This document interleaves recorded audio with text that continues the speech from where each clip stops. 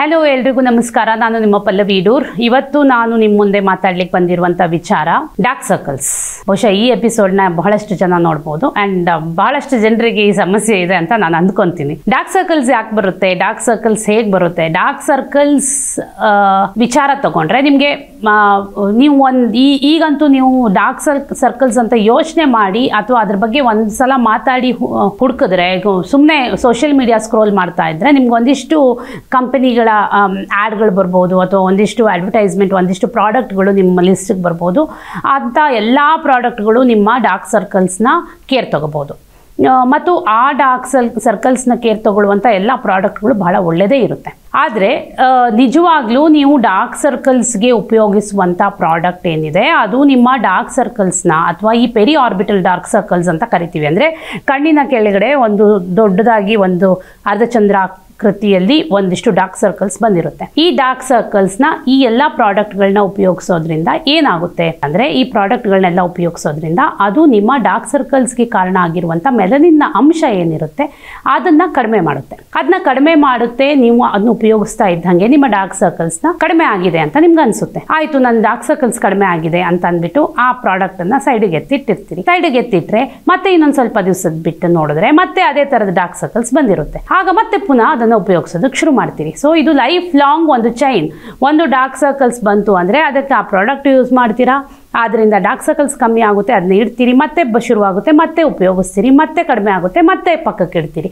ಇದು ಒಂದು ಚೈನ್ ಇದೇ ಥರ ಕೆಲಸ ಮಾಡ್ಕೊಂಡು ಹೋಗುತ್ತೆ. ಇದು ಆ್ಯಕ್ಚುಲಿ ನಿಮಗೆ ಡಾರ್ಕ್ ಸರ್ಕಲ್ಸ್ ಏನಿದೆ, ಈ ಡಾರ್ಕ್ ಸರ್ಕಲ್ಸ್ನ ಯಾಕೆ ಬಂತು ಅದನ್ನ ಕಡಿಮೆ ಮಾಡೋದಕ್ಕೆ ಹೋಗೋದಿಲ್ಲ. ಅಥವಾ ಬಂದಿರುವಂಥ ಕಾರಣ ಏನಿದೆ ಆ ಕಾರಣನ ಇಲ್ಲವಾಗಿಸಿ ನಿಮಗೆ ಡಾರ್ಕ್ ಸರ್ಕಲ್ಸ್ ಬರದೇ ಇರುವ ಹಾಗೆ ನೋಡ್ಕೊಳ್ಳೋದಿಲ್ಲ. ಹಾಗಾದರೆ ನಾವು ಡಾರ್ಕ್ ಸರ್ಕಲ್ಸ್ನ ರೂಟ್ ಕಾಸಸ್ ಏನು, ಅದನ್ನು ಹೇಗೆ ಕಡಿಮೆ ಮಾಡೋದು, ಹೇಗೆ ಕಡಿಮೆ ಮಾಡ್ಕೊಂಡು ಬರ್ಬೋದು ಅನ್ನೋ ವಿಚಾರನ ಇವತ್ತು ತಿಳ್ಕೊಳ್ಳೋಣ.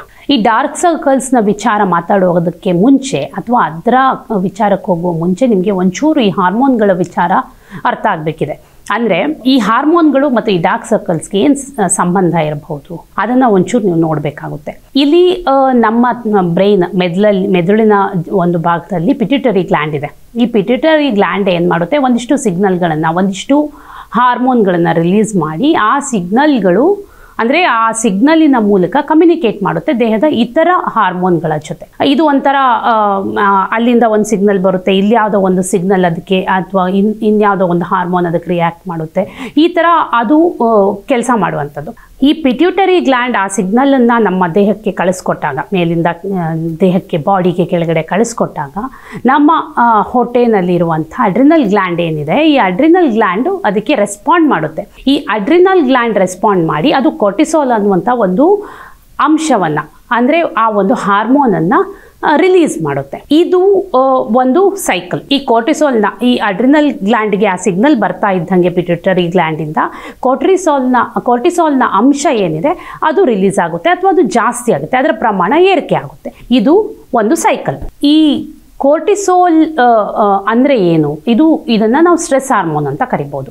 ಈಗ ಅಂದರೆ ನಿಮ್ಮ ದೇಹದಲ್ಲಿ ಅಥವಾ ನೀವು ಎಲ್ಲಾದರೂ ಬಹಳಷ್ಟು ಸ್ಟ್ರೆಸ್ಸಲ್ಲಿದ್ದೀರಿ ಅಥವಾ ನಾವು ಎಲ್ಲಾದರೂ ತುಂಬ ಯಾವುದೋ ಒಂದು ಸ್ಟ್ರೆಸ್ ರಿಲೇಟೆಡ್ ಅಥವಾ ಅದಕ್ಕೆ ಪೂರಕ ಆಗುವಂಥ ಯಾವುದೋ ಒಂದು ಚಿಂತೆಯಲ್ಲಿದ್ದೀವಿ, ಯಾವುದೋ ಒಂದು ಸಂದರ್ಭದಲ್ಲಿದ್ದೀವಿ ಅಂತಂದಾಗ ಅದು ಆಟೋಮ್ಯಾಟಿಕಲಿ ನಮ್ಮ ಪಿಟ್ಯೂಟರಿ ಗ್ಲ್ಯಾಂಡಿಂದ ಸಿಗ್ನಲ್ ACTH ಅಂತ ಒಂದು ಹಾರ್ಮೋನ್ ರಿಲೀಸ್ ಆಗುತ್ತೆ. ಅದು ಡೈರೆಕ್ಟಾಗಿ ಅಡ್ರಿನಲ್ ಗ್ಲ್ಯಾಂಡ್ ಜೊತೆ ಕನೆಕ್ಟ್ ಆಗಿ ಅದರಿಂದ ನಿಮಗೆ ಈ ಕಾರ್ಟಿಸಾಲ್ನ ಪ್ರಮಾಣ ದೇಹದಲ್ಲಿ ಏರಿಕೆ ಆಗುತ್ತೆ. ಕಾರ್ಟಿಸಾಲ್ನ ಪ್ರಮಾಣ ಯಾಕೆ ಏರಿಕೆ ಆಗುತ್ತೆ ಅಂದರೆ, ಈ ಸ್ಟ್ರೆಸ್ನ ಪ್ರಮಾಣವನ್ನು ಕಡಿಮೆ ಮಾಡಬೇಕು, ಅಂದರೆ ಸಮತೋಲನದಲ್ಲಿ ಇಟ್ಕೋಬೇಕು, ಈ ಸ್ಟ್ರೆಸ್ಸಿಂದ ಆಗುವಂಥ ದುಷ್ಪರಿಣಾಮವನ್ನು ಕಡಿಮೆ ಮಾಡಬೇಕು ಅನ್ನೋ ಕಾರಣಕ್ಕೆ ಆ ಕಾರ್ಟಿಸಾಲ್ನ ಪ್ರಮಾಣ ಏರಿಕೆ ಆಗುತ್ತೆ. ಈ ಕಾರ್ಟಿಸಾಲ್ನ ಪ್ರಮಾಣ ಏನಿದೆ ಇದು ಒಂದು ಹಂತಕ್ಕೆ ರೀಚ್ ಆದಮೇಲೆ ಅದರಿಂದ ಸಿಗ್ನಲ್ ಎಲ್ಲಿಗೆ ಹೋಗುತ್ತೆ, ಪಿಟ್ಯೂಟರಿ ಗ್ಲ್ಯಾಂಡ್ಗೆ ಹೋಗುತ್ತೆ. ಪಿಟ್ಯೂಟರಿ ಗ್ಲ್ಯಾಂಡ್ಗೆ ಅದು ಹೇಳುತ್ತೆ, ನೀವು ACTH ಏನು ಹಾರ್ಮೋನ್ ಇದೆ ಅದರ ಪ್ರೊಡಕ್ಷನ್ನ ಕಡಿಮೆ ಮಾಡಿ. ಅಂದರೆ ನಿಮ್ಮ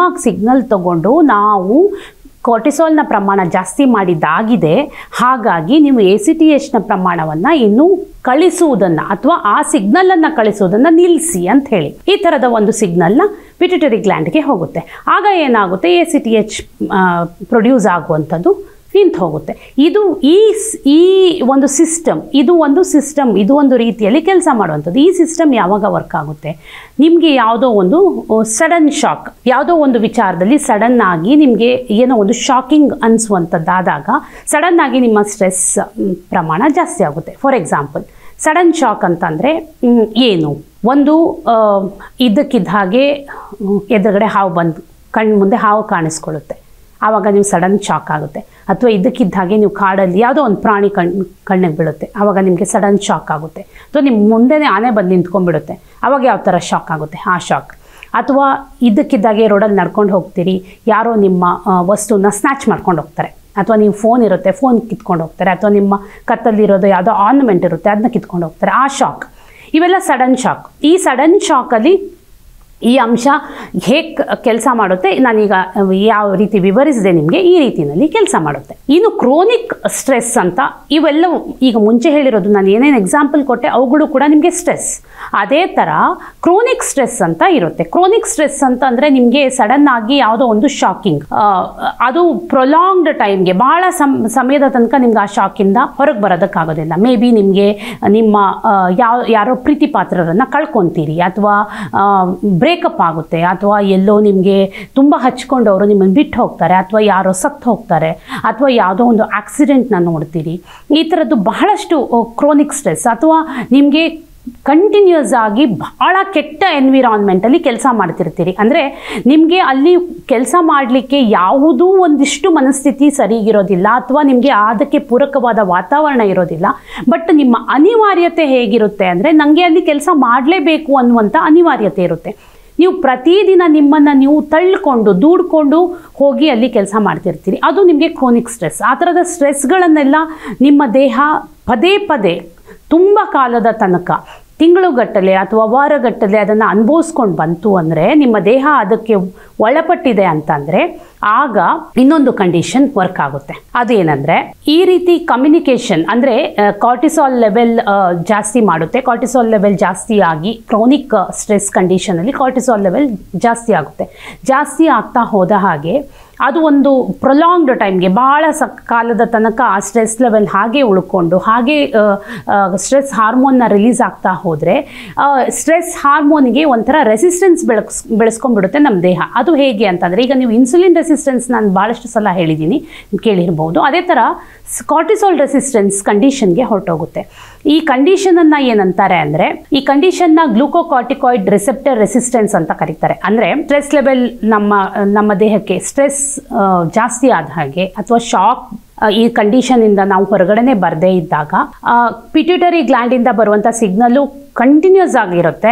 ಹಾಗೆ ಇಲ್ಲಿಂದ ಸ್ಟ್ರೆಸ್ ಹಾರ್ಮೋನ್ ರಿಲೀಸ್ ಆಗೋದು ಕಂಟಿನ್ಯೂಸ್ ಆಗುತ್ತೆ. ಆಗ ಒಂಥರ ರೆಸಿಸ್ಟೆನ್ಸ್ ಬೆಳೆಸ್ಕೊಂಡ್ಬಿಡುತ್ತೆ. ಈ ಸ್ಟ್ರೆಸ್ ಹಾರ್ಮೋನ್ ಏನು ರೆಸಿಸ್ಟೆನ್ಸ್ ಅನ್ನೋ ಕಂಡೀಷನ್ಗೆ ಹೊರಟೋಗುತ್ತೆ. ಈ ಗ್ಲೂಕೋಕಾರ್ಟಿಕಾಯ್ಡ್ ರಿಸೆಪ್ಟರ್ ರೆಸಿಸ್ಟೆನ್ಸ್ ಹಾರ್ಮೋನ್ ಏನಿದೆ, ಇದು ಏನಿದೆ, ಇದು ಈ ಸ್ಟ್ರೆಸ್ ಹಾರ್ಮೋನ್ ಏನಿದೆ, ಕಾರ್ಟಿಸಾಲ್ ಏನಿದೆ, ಅದರ ಅಬ್ಸಾರ್ಪ್ಷನ್ನ ನಿಲ್ಲಿಸ್ಬಿಡುತ್ತೆ. ಅಂದರೆ ಅದು ಬಾಗಿಲು ಮುಚ್ಕೊಂಡ್ಬಿಡುತ್ತೆ, ಕೆಲಸ ಮಾಡದೇ ಇರುವ ಕಂಡೀಷನ್ಗೆ ಹೊರಟೋಗುತ್ತೆ. ಆಗ ಏನಾಗುತ್ತೆ, ನಿಮಗೆ ಸ್ಟ್ರೆಸ್ ಹಾರ್ಮೋನ್ ಜಾಸ್ತಿ ಆಗ್ತಾ ಹೋಗುತ್ತೆ ದೇಹದಲ್ಲಿ.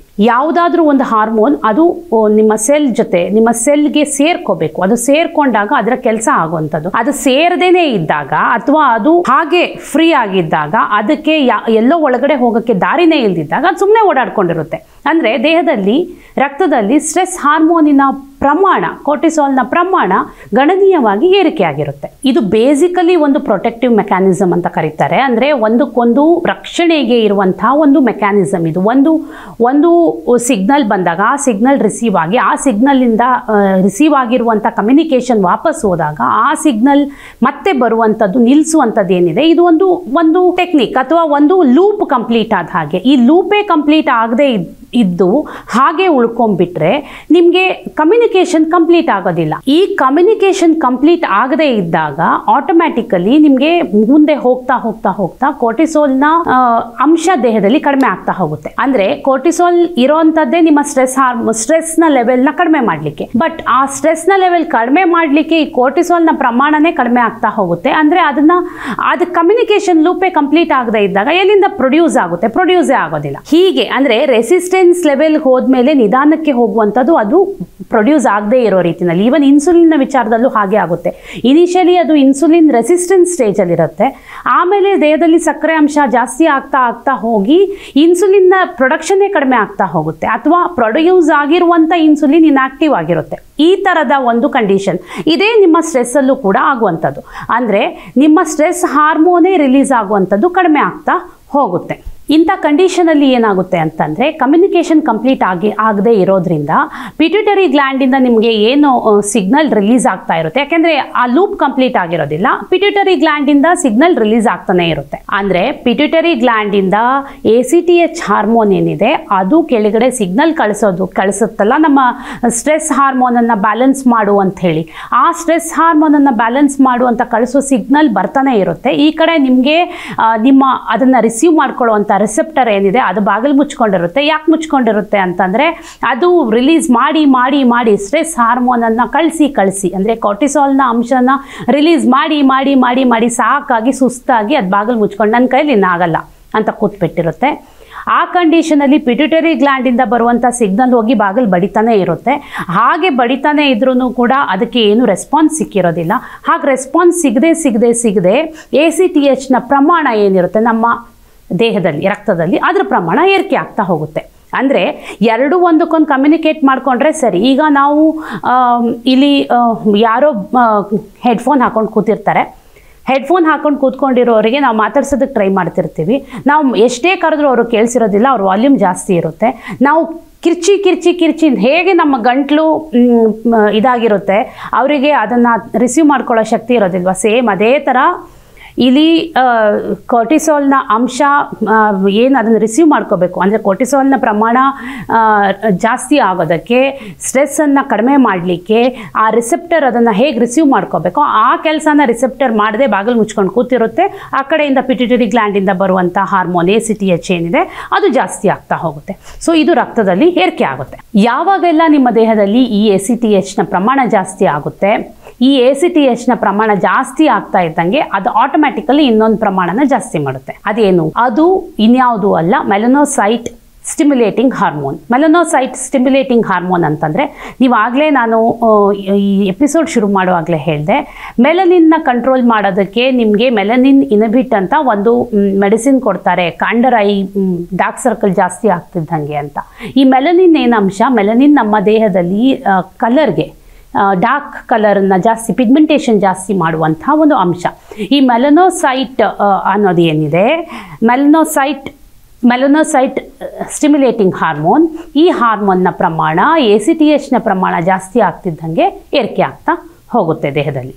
ಈ ಮೆಲನೋಸೈಟ್ಸ್ ಏನಿದೆ ಇದು ನಿಮ್ಮ ಕಣ್ಣಿನ ಸುತ್ತ ಅಥವಾ ಕಣ್ಣಿನ ಕೆಳಗಡೆ ಏನು ಸ್ಕಿನ್ನ ಪ್ರಾಬ್ಲಮ್ ಏನು ಬರುತ್ತೆ, ಅಥವಾ ಪಿಗ್ಮೆಂಟೇಷನ್ ಏನಾಗುತ್ತೆ, ಡಾರ್ಕ್ ಸರ್ಕಲ್ಸ್ ಏನು ಬರುತ್ತೆ, ಇದಕ್ಕೆ ಕಾರಣ ಆಗುತ್ತೆ. ಬರೀ ಇದಕ್ಕೊಂದಕ್ಕೆ ಕಾರಣ ಅಲ್ಲ, ಇನ್ನು ಇದ್ರ ಜೊತೆ ನೀವು ಕಾರ್ಟಿಸಾಲ್ ರೆಸಿಸ್ಟೆನ್ಸ್ ಲೆವೆಲ್ಗೆ ಹೋಗಿರೋದ್ರಿಂದ ಅಥವಾ ನಮ್ಮ ದೇಹ ಆ ಹಂತಕ್ಕೆ ಹೋಗಿ ತಲುಪೋದ್ರಿಂದ ಸ್ಟ್ರೆಸ್ಸನ್ನು ಅಡಾಪ್ಟ್ ಮಾಡ್ಕೊಳ್ಳೋಕೆ ಶುರು ಮಾಡುತ್ತೆ ದೇಹ. ಸ್ಟ್ರೆಸ್ನ ದೇಹ ಅಡಾಪ್ಟ್ ಮಾಡ್ಕೊಂಡ ಹಾಗೇನೆ ಅದು ನಿಮಗೆ ಇನ್ನೊಂದಿಷ್ಟು ಸಮಸ್ಯೆಗಳನ್ನ ತಂದುಕೊಡ್ತಾ ಹೋಗುತ್ತೆ. ಅಂದರೆ ಇನ್ಫ್ಲಮೇಷನ್ ಇರ್ಬೋದು, ಅಥವಾ ಇನ್ಫೆಕ್ಷನ್ ಇರ್ಬೋದು, ಅಥವಾ ಬೇರೆ ಬೇರೆ ರೂಪದ ಇನ್ಫೆಕ್ಷನ್. ಆಮೇಲೆ ನಿಮ್ಮ ದೇಹದ ಇಮ್ಯೂನ್ ಸಿಸ್ಟಮ್ನ ಪ್ರಮಾಣ ಅಥವಾ ಇಮ್ಯೂನ್ ಸಿಸ್ಟಮ್ ಇರಬೇಕಾದ ರೀತಿನ ಅಥವಾ ಅದನ್ನು ವೀಕ್ ಮಾಡುವಂಥದ್ದು, ಈ ಥರ ಎಲ್ಲ ಮಾಡ್ಕೊಂಡು ಹೋಗಿ ನಿಮಗೆ ಯಾವುದೇ ಒಂದು ಸಣ್ಣ ಹೊರಗಡೆ ವೆದರ್ ಚೇಂಜ್ ಆದರೂ ಕೂಡ ನೀವು ತುಂಬ ಬೇಗ ಅದನ್ನು ನಿಮ್ಮ ಬಾಡಿ ಅದಕ್ಕೆ ರಿಯಾಕ್ಟ್ ಮಾಡುವ ರೀತಿಯಲ್ಲಿ, ಅಂದರೆ ದೇಹ ತುಂಬ ವೀಕ್ ಆಗ್ತಾ ಹೋಗುತ್ತೆ, ಇಮ್ಯೂನ್ ಸಿಸ್ಟಮ್ ವೀಕ್ ಆಗ್ತಾ ಹೋಗುತ್ತೆ, ಇನ್ಫೆಕ್ಷನ್ ಜಾಸ್ತಿ ಆಗ್ತಾ ಹೋಗುತ್ತೆ, ಇನ್ಫ್ಲಮೇಷನ್ ಜಾಸ್ತಿ ಆಗ್ತಾ ಹೋಗುತ್ತೆ ದೇಹದಲ್ಲಿ. ಇವೆಲ್ಲ ನಿಮಗೆ ಒಂದಿಷ್ಟು ಬೇರೆ ಬೇರೆ ಸಮಸ್ಯೆಗಳಾದರೆ, ಮುಖ್ಯವಾಗಿ ನಿಮಗೆ ಎವಿಡೆಂಟ್ ಆಗಿ ಹೊರಗಡೆ ಕಾಣಿಸುವಂಥದ್ದು ಏನಿದೆ ಅಂತಂದರೆ, ನಿಮ್ಮ ಕಣ್ಣಿನ ಸುತ್ತ ಡಾರ್ಕ್ ಸರ್ಕಲ್ಸ್. ಅದು ತುಂಬ ಎಷ್ಟು ಪ್ರಮಾಣದಲ್ಲಿ ಕಾಣಿಸ್ತಾ ಇರುತ್ತೆ ಅಂದರೆ, ಏನೋ ನಿದ್ದೆನೇ ಮಾಡದೆ ಬಹಳ ವರ್ಷ ಆಗಿದೆ ಅನ್ನುವ ರೀತಿಯಷ್ಟು ಕಣ್ಣಿನ ಸುತ್ತ ಡಾರ್ಕ್ ಸರ್ಕಲ್ಸ್ ಕಾಣಿಸ್ಕೊಳ್ಳಿಕ್ಕೆ ಶುರುವಾಗುತ್ತೆ. ಹಾಗಾದರೆ ಇದಕ್ಕೆ ಪರಿಹಾರ ಏನು, ಅಥವಾ ಇದನ್ನು ಕಡಿಮೆ ಮಾಡ್ಕೊಳ್ಳಿಕ್ಕೆ ಏನು ಮಾಡಬೇಕು? ನಿಮಗೆ ಬೇರೆ ಯಾವುದೂ ಚಾಯ್ಸ್ಗಳು ಉಳಿದಿರೋದಿಲ್ಲ. ಅಂದರೆ ಒಂದು ಸ್ಟ್ರೆಸ್ಗೆ ಕಾರಣ ಆಗಿರುವಂಥ ಒಂದು ಅಂಶ ಏನಿರುತ್ತೆ, ಒಂದು ನಮ್ಮ ಮುಂದೆ ಎರಡೇ ಚಾಯ್ಸ್ ಇರುವಂಥದ್ದು. ನಮಗೆ ಯಾವುದೋ ಒಂದು ಸ್ಟ್ರೆಸ್ಗೆ ಕಾರಣ ಆಗ್ತಿದೆ ಒಂದು ಅಂಶ ಅಂತಂದರೆ, ಒಂದು ಆ ಅಂಶವನ್ನು ನಾವು ಒಪ್ಕೋಬೇಕು, ಇಲ್ಲ ನಾವು ಅದನ್ನು ರಿಜೆಕ್ಟ್ ಮಾಡಬೇಕು. ನಮಗಿರೋದೇ ಎರಡು ಆಯ್ಕೆ. ಒಪ್ಪಿಕೊಂಡಾಗ ನಿಮಗೆ ಏನೇನು ಸಮಸ್ಯೆಗಳಾಗುತ್ತೆ, ಅಥವಾ ನಾನು ಸ್ಟ್ರೆಸ್ಸನ್ನು ಆಯಿತು ನಾನು ಇದನ್ನ ಅಕ್ಸೆಪ್ಟ್ ಮಾಡ್ಕೊತೀನಿ, ನಾನು ಇದರಲ್ಲಿ ಇದ್ದುಬಿಡ್ತೀನಿ ಅಂತ ನಾವು ಹೊರಟ್ರೆ ನಮ್ಗೆ ಏನೇನು ಪ್ರಾಬ್ಲಮ್ಗಳಾಗುತ್ತೆ ನಮ್ಮ ದೇಹದ ಮೇಲೆ ಅನ್ನೋದು ನಿಮಗೆ ಈಗಾಗಲೇ ನಾನು ವಿವರಿಸಿದೆ. ಇನ್ನು ಅದನ್ನು ನೀವು ಚೂಸ್ ಮಾಡಿಕೊಂಡ್ರೆ ನಿಮಗೆ ಅದರಿಂದ ಸಮಸ್ಯೆಗಳು ಜಾಸ್ತಿ ಆಗುತ್ತೆ. ಹಾಗಾಗಿ ನಿಮ್ಗೆ ಉಳಿದಿರುವಂಥದ್ದು ಇನ್ನು ಒಂದೇ ಒಂದು ಪರಿಹಾರ ಏನು ಅಂದರೆ, ನೀವು ಅದನ್ನು ರಿಜೆಕ್ಟ್ ಮಾಡಬೇಕು. ಹೇಗೆ ರಿಜೆಕ್ಟ್ ಮಾಡೋದು ಅಂದರೆ, ಸ್ಟ್ರೆಸ್ಸನ್ನು ರಿಜೆಕ್ಟ್ ಮಾಡೋದಕ್ಕಾಗೋದಿಲ್ಲ, ಅಥವಾ ಸ್ಟ್ರೆಸ್ಸನ್ನು ಇದ್ದಕ್ಕಿದ್ದಾಗೆ ನಾಳೆಯಿಂದ ನೀನು ನನ್ನ ಹತ್ರ ಬರಬೇಡ, ನಾನು ನಿನ್ನನ್ನು ಎಂಟರ್ಟೈನ್ ಮಾಡೋದಿಲ್ಲ ಅಂತ ಹೇಳೋದಕ್ಕೆ ಆಗೋದಿಲ್ಲ. ಅದು ಒಂದು ಮೆಕ್ಯಾನಿಸಮ್. ಸ್ಲೋಲಿ ನಿಮ್ಮ ಮೈಂಡ್ ಸೆಟ್ ಅಥವಾ ನಿಮ್ಮ ದೇಹ ಅದಕ್ಕೆ ಒಗ್ಗಿಕೊಳ್ತಾ ಅದರಿಂದ ಹೊರಗೆ ಈಚೆ ಬರಬೇಕು, ಅಥವಾ ನಿಧಾನಕ್ಕೆ ಅದರಿಂದ ಈಚೆ ಬರಬೇಕಾಗುತ್ತೆ. ಹಾಗೆ ನಿಧಾನಕ್ಕೆ ಈಚೆ ಬರಲಿಕ್ಕೆ ಏನೇನು ದಾರಿಗಳಿವೆ ಅದನ್ನು ನಾವು ಹುಡ್ಕೋಬೇಕಾಗುತ್ತೆ. ನಿಮಗೆ ಬೇರೆ ದಾರಿ ಇರೋದೇ ಇಲ್ಲ. ಹಾಗಾಗಿ ನಿಧಾನಕ್ಕೆ ಈಚೆ ಬರುವಂಥ ದಾರಿನಲ್ಲಿ ಒಂದು ಏನು ಇರೋದು ಅಂತಂದರೆ ಏರೋಬಿಕ್ ಆ್ಯಕ್ಟಿವಿಟೀಸ್. ಅಂದರೆ ನಿಮ್ಮ ದೇಹ ಆದಷ್ಟು ದಂಡಿಸಬೇಕು. ಅಂದರೆ ನೀವೆಷ್ಟು ಏರೋಬಿಕ್ ಆ್ಯಕ್ಟಿವಿಟೀಸ್ನ ಜಾಸ್ತಿ ಮಾಡ್ಕೊತೀರಿ, ಆಗ ನಿಮ್ಮ ಈ ಅಡ್ರಿನಲಿನ್ ಹಾರ್ಮೋನ್ ಏನಿದೆ ಇದನ್ನು ಫ್ಲಶ್ ಔಟ್ ಮಾಡುತ್ತೆ, ಅಥವಾ ಇದನ್ನು ಹೊರಗೆ ಹಾಕುತ್ತೆ. ನೀವು ದೇಹಕ್ಕೆ ಸುಸ್ತು ಮಾಡಿದಷ್ಟು ಕೂಡ ಈ ಸ್ಟ್ರೆಸ್ ಅನ್ನೋದೇನಿರುತ್ತೆ, ಈ ಎಕ್ಸೆಸ್ ಏನಿರುತ್ತೆ ನಿಮ್ಮ ದೇಹದಲ್ಲಿ, ಅಡ್ರಿನಲಿನ್ ಹಾರ್ಮೋನ್ ಅಂದರೆ ಪಿಟ್ಯೂಟರಿಯಿಂದ ಬರುವಂಥ ACTH ಏನಿದೆ ಅದು ಹೊರಗೆ ಹೋಗುತ್ತೆ. ಅದು ಹೊರಗೆ ಹಾಕಲಿಕ್ಕೆ ಸಹಾಯ ಮಾಡುತ್ತೆ. ಅದನ್ನು ಹೊರಗೆ ಹಾಕೋದಕ್ಕೆ ನೀವು ಆದಷ್ಟು ಏರೋಬಿಕ್ ಆ್ಯಕ್ಟಿವಿಟೀಸಲ್ಲಿ ತೊಡಕೋಬೇಕು. ಏರೋಬಿಕ್ಸ್ ಆ್ಯಕ್ಟಿವಿಟಿ ಏನಾದರೂ ಆಗಿರ್ಬೋದು, ದೇಹವನ್ನು ಯಾವ ರೂಪದಲ್ಲಾದರೂ ದಂಡಿಸಿ ಅದು ನಿಮ್ಮನ್ನು ಈ ಸ್ಟ್ರೆಸ್ ಹಾರ್ಮೋನಿಂದ ಹೊರಗೆ ಹೋಗಲಿಕ್ಕೆ ಸಹಾಯ ಮಾಡುತ್ತೆ. ಇನ್ನೊಂದು, ನೀವು ಏರೋಬಿಕ್ ಆ್ಯಕ್ಟಿವಿಟೀಸ್ ಮಾಡೋದಿಲ್ಲ, ಯಾವುದಾದ್ರೂ ಫಿಸಿಕಲ್ ಆ್ಯಕ್ಟಿವಿಟೀಸ್ ಮಾಡ್ತೀರಿ ಅಂದರೆ ನೀವು ಹೊಲದಲ್ಲಿ ಕೆಲಸ ಮಾಡ್ತೀರಿ, ಯಾವುದೋ ಒಂದು ಹಾರ್ಡ್ ವರ್ಕ್ ಕೆಲಸ ಅಂತ, ಗದ್ದೆಯಲ್ಲಿ ಕೆಲಸ ಮಾಡೋದು, ಅಥವಾ ತುಂಬ ವಸ್ತುಗಳನ್ನು ಮೇಲೆ ಇಡೋದು, ಕೆಳಗೆ ತರೋದು, ಇಟ್ಟಿಗೆ ಎತ್ತಿಡೋದು, ಅಥವಾ ನೀವು ಭಾಳ ದೂರ ಸೈಕಲ್ ತುಳಿಯೋದು, ಬಹಳ ದೂರ ನಡ್ಕೊಂಡು ಹೋಗೋದು, ಈ ಥರದ ಆ್ಯಕ್ಟಿವಿಟೀಸ್ ಕೂಡ ನಡೆಯುತ್ತೆ. ಅಂದರೆ ನಿಮ್ಮ ದೇಹಕ್ಕೆ ಆದಷ್ಟು ಸ್ಟ್ರೆಸ್ ಆಗಬೇಕು ಹೊರಗಡೆಯಿಂದ. ಫಿಸಿಕಲಿ ನೀವು ತುಂಬ ಟಯರ್ಡ್ ಆಗಬೇಕು, ನೀವು ಅಷ್ಟಾಗುವಂಥ ಕೆಲಸ ಮಾಡಬೇಕಾಗುತ್ತೆ. ಈ ಥರದ ಕೆಲಸ ಮಾಡಿದಾಗಲೂ ಕೂಡ ನಿಜವಾದ ಕೆಲಸಗಳು ಅಂದರೆ ಹೊಲದಲ್ಲಿ ಕೆಲಸ ಮಾಡುವಂಥ ರೂಪದಲ್ಲಿ ಯಾವುದಾದ್ರೂ ಕೆಲಸ ಮಾಡ್ತೀರಿ, ಬಾವಿಯಿಂದ ನೀರು ಸೇರ್ತೀರಿ, ಎನಿಥಿಂಗ್ ನೀವು ಮಾಡ್ಬೋದು. ಈ ಥರ ಮಾಡುವಾಗ ಕೂಡ ನಿಮಗೆ ಈ ಸ್ಟ್ರೆಸ್ ಹಾರ್ಮೋನ್ನ ಬ್ಯಾಲೆನ್ಸ್ ಮಾಡಲಿಕ್ಕೆ ಅಥವಾ ಫ್ಲಶ್ ಔಟ್ ಮಾಡಲಿಕ್ಕೆ ಸಹಾಯ ಆಗುತ್ತೆ. ಇದು ಒಂದು ದಾರಿ. ಇನ್ನೊಂದು, ಒಳ್ಳೆ ನಿದ್ದೆ. ಎಷ್ಟು ಒಳ್ಳೆ ನಿದ್ದೆ ಮಾಡ್ತೀರಿ ನೀವು, ಎಷ್ಟು ಕರೆಕ್ಟ್ ಸಮಯಕ್ಕೆ, ಸರಿಯಾದ ಸಮಯಕ್ಕೆ ರಾತ್ರಿ ನಿದ್ದೆ, ಬೆಡ್ಗೆ ಹೋಗಿ ಬೆಳಿಗ್ಗೆ ಒಂದು ಕಂಪ್ಲೀಟ್ ನಿದ್ದೆ ಆದಮೇಲೆ ಹೇಳೋದು, ಈ ಥರದ ಒಳ್ಳೆ ನಿದ್ದೆ ಮಾಡ್ತೀರಿ. ಆ ನಿದ್ದೆ ಮಾಡಿದಾಗ ಕೂಡ ನಿಮಗೆ ಸ್ಟ್ರೆಸ್ ಹಾರ್ಮೋನನ್ನು ರಿಲೀಸ್ ಮಾಡಲಿಕ್ಕೆ ಅಥವಾ ಹೊರಗೆ ಹಾಕಲಿಕ್ಕೆ ಸಹಾಯ ಆಗುತ್ತೆ. ಇನ್ ಬಿಟ್ವೀನ್ ದೇಹಕ್ಕೆ ಬೇಕು ಅಂದಾಗ ಚಿಕ್ಕ ನ್ಯಾಪ್ಗಳು, ಮಧ್ಯಾಹ್ನ ಎಲ್ಲೋ ನಿಮಗೆ ತುಂಬ ಟಯರ್ಡ್ ಆಗಿದೆ ಅಂದರೆ, ಅಥವಾ ನಿಮ್ಗೆ ಅದು ಬೇಕೇ ಬೇಕು ಅನಿಸಿದಾಗ ಅದೊಂದು ನ್ಯಾಪ್ ತೊಗೊಳ್ಳೋದು ಕೂಡ ಈ ಥರದ ಸ್ಟ್ರೆಸ್ ಹಾರ್ಮೋನ್ನ ಬ್ಯಾಲೆನ್ಸ್ ಮಾಡಲಿಕ್ಕೆ ಸಹಾಯ ಮಾಡುತ್ತೆ. ಬೇಸಿಕಲಿ ನಿಮಗೆ ಫಿಸಿಕಲ್ ಆ್ಯಕ್ಟಿವಿಟೀಸ್ ಜಾಸ್ತಿ ಆದಾಗ ಆಟೋಮ್ಯಾಟಿಕಲಿ ನಿದ್ದೆ ಕೂಡ, ನಿಮ್ಮ ನಿದ್ದೆಯ ಪ್ರಮಾಣ ಕೂಡ ಅದಕ್ಕೆ ಸಂಬಂಧಪಟ್ಟಿರುತ್ತೆ. ಆಗ ನಿದ್ದೆ ಕೂಡ ನಿಮಗೆ ಸರಿಯಾಗಿ ಆಗುತ್ತೆ. ಹಾಗಾಗಿ ಈ ನಿದ್ದೆ ಮತ್ತು ಇದು ಫಿಸಿಕಲ್ ಆ್ಯಕ್ಟಿವಿಟೀಸ್ ಎರಡನ್ನೂ ಹಾಕ್ಕೊಳ್ಳೋದ್ರಿಂದ, ಅಂದರೆ ನೀವು ಅದನ್ನು ಆ್ಯಡ್ ಮಾಡ್ಕೊಳ್ಳೋದ್ರಿಂದ ನಿಮ್ಮ ದೈನಂದಿನ ಚಟುವಟಿಕೆಗೆ, ಅದು ನಿಮ್ಮ ಸ್ಟ್ರೆಸ್ಸನ್ನು ಮ್ಯಾನೇಜ್ ಮಾಡಲಿಕ್ಕೆ ಅಥವಾ ಸ್ಟ್ರೆಸ್ ಹಾರ್ಮೋನನ್ನು ಕಡಿಮೆ ಮಾಡಲಿಕ್ಕೆ ಸಹಾಯ ಮಾಡುತ್ತೆ. ಇನ್ನು ವೈಟಮಿನ್ D3 ಅಂತಂದರೆ ನಿಮಗೆ ಗೊತ್ತಿರ್ಬೋದು. ಒಂದು, ನಿಮಗೆ ತುಂಬ ವೈಟಮಿನ್ ಡೆಫಿಷಿಯನ್ಸಿ ಆದಾಗ D3 ಸಪ್ಲಿಮೆಂಟ್ ಆಗಿ ಡಾಕ್ಟ್ರು ಕೊಡ್ತಾರೆ, ಅದು ಒಂದು ರೂಪದಲ್ಲಿ. ಆದರೆ ಇನ್ನೊಂದು, ನೀವು ಸನ್ಲೈಟಿಂದ ಕೂಡ ವೈಟಮಿನ್ D3 ಕನ್ವರ್ಷನ್ ಆಗುತ್ತೆ ನಿಮ್ಮ ದೇಹದಲ್ಲಿ.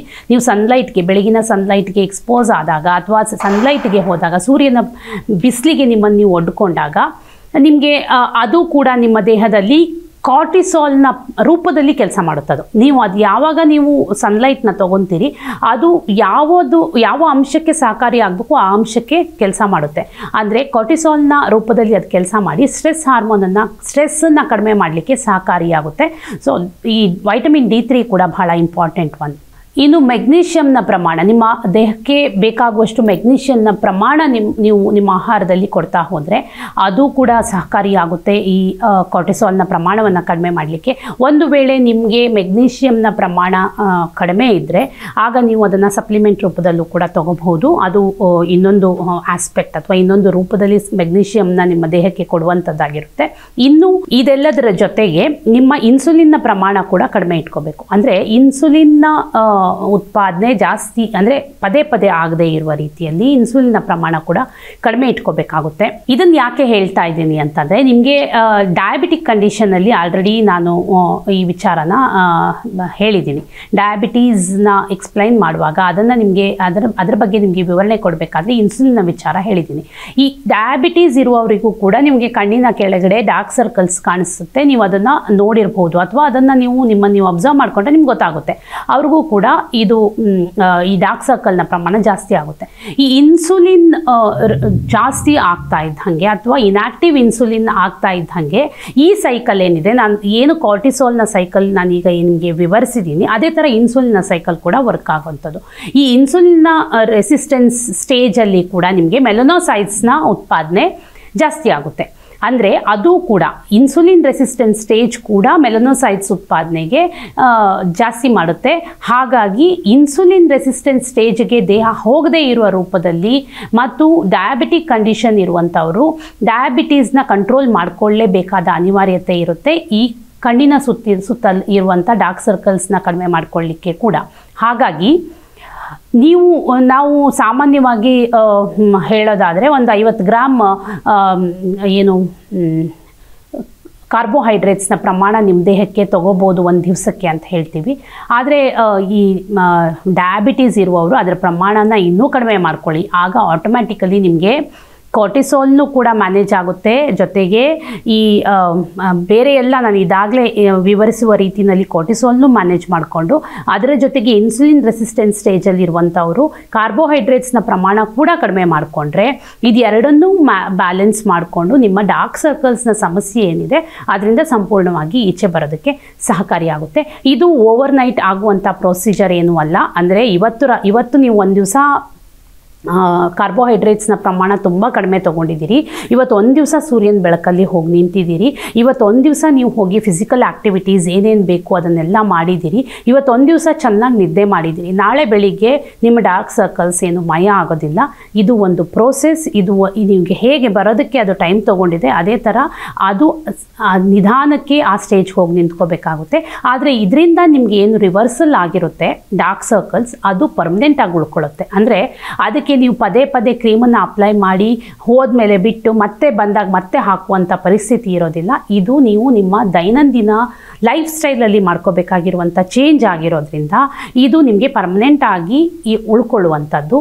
ಇದು ನಿಮ್ಮ ಡಾರ್ಕ್ ಸರ್ಕಲ್ಸ್ನ ಮ್ಯಾನೇಜ್ ಮಾಡುವಂಥ ಒಂದು ಅತ್ಯಂತ ಪರಿಣಾಮಕಾರಿಯಾದ ಒಂದು ರೀತಿ.